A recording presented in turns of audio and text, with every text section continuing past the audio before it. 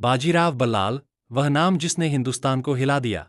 दोस्तों, आज बात उस योद्धा की, उस विजेता की, उस रणनीतिकार की, जिसने केवल 20 साल की उम्र में न सिर्फ मराठा साम्राज्य का भार संभाला, बल्कि उसे आसमान की ऊंचाइयों तक पहुंचा दिया। वो थे पेशवा बाजीराव प्रथम, जिनका नाम सुनकर ही मुगल बादशाहों के तख्त हिल जाते थे। बाजीराव का जन्म 18 अगस्त 1700 को सरदार बल्लालजी विश्वनाथ भट्ट के घर हुआ था। उनके पिता पहले पेशवा थे और बाजीराव बचपन से ही राजनीति, घुड़सवारी, युद्धकला और रणनीति में माहिर थे। कहते हैं, जब बाकी सेनापति तलवार की धार देखते थे, बाजीराव दुश्मन के इरादे पढ़ लेते थे। 1720 में, जब मात्र 20 वर्ष के थे, छत्रपति शाहू महाराज ने उन्हें पेशवा नियुक्त किया। कई लोगों ने कहा कि इतना युवा लड़का साम्राज्य कैसे संभालेगा, पर बाजीराव ने सबको जवाब दिया, तलवार से नहीं, अपने कर्मों से। उन्होंने कहा था, मराठा साम्राज्य की सीमा वहां तक फैलेगी जहां तक आसमान है, और इस सपने को सच करने के लिए वो दिन रात घोड़े पर सवार रहे। कहते हैं, बाजीराव के घोड़े की टाप जहां गूंजी, वहां मराठा झंडा फहराया गया। उन्होंने दिल्ली तक भगवा लहराने का संकल्प लिया और हिंदुस्तान में मुगल सत्ता की जड़ें हिला दीं। उनकी सबसे बड़ी जीतों में पालखेड़ का युद्ध 1728 निजाम को हराकर मराठा साम्राज्य की ताकत का परिचय दिया।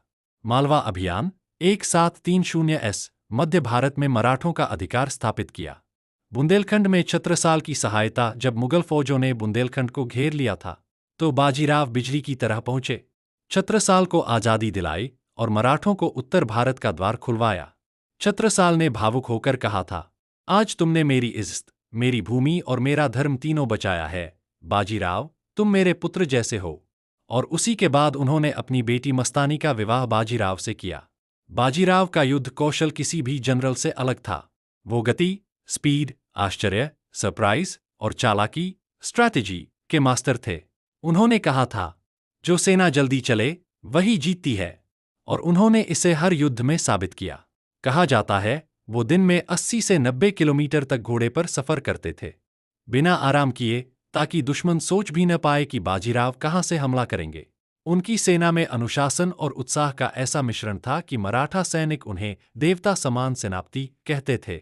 उन्होंने न सिर्फ युद्ध जीते, बल्कि मराठा प्रशासन को मजबूत किया, कर प्रणाली को सरल बनाया और सैनिकों के मनोबल को राष्ट्रीय चेतना में बदल दिया। उनकी नीतियों की वजह से मराठा साम्राज्य कर्नाटक से लेकर अटोक तक फैल गया। इतिहासकार कहते हैं, बाजीराव ने तलवार से नहीं, गति और बुद्धि से भारत जीता।